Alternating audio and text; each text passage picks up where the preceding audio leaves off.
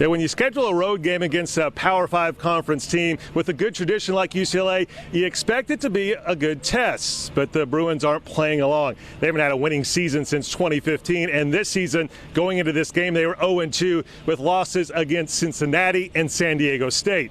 Not exactly a murderer's row of opponents. The Sooners favored by 23.5 points in this one, and showing why early on. First drive of the ball game, 4th and 3. Jalen Hurts keeps it himself and goes 30 yards for the score. Hurts with 99 yards rushing on the first drive of the game, which was only 89 yards long. Hurts had to make up for a holding penalty. Still the first quarter, Hurts finds a wide open CeeDee Lamb. That's a 39-yard touchdown, 17-0 Sooners. Second quarter now. Look at all the time Jalen has to throw the football. Finally tosses it to Charleston Rambo, and Rambo does the rest. He goes 48 yards into the land of points. OU is now up 27-7. Late first half, the Bruins with the ball, but not for long. Trey Brown gets the interception. It's the Union grad's first career INT.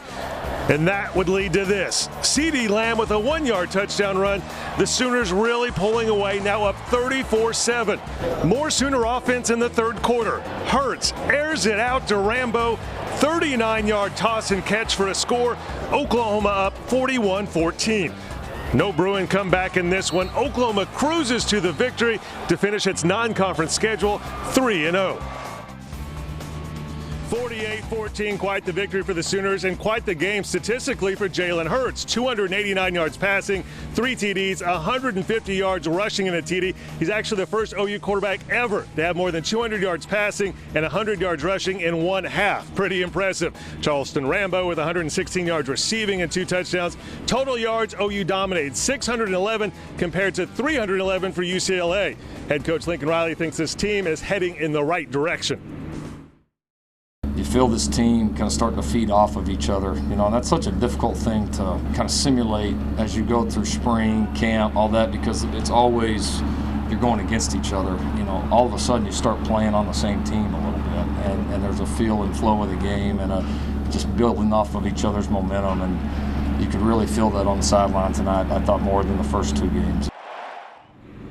Non-conference season is over, and OU did everything it needed to do, 3-0. Dominant wins in all 3 of those games, and now the Sooners get a little bit of a reward. They have a bye next week before kicking off Big 12 play at home against Texas Tech on the 28th.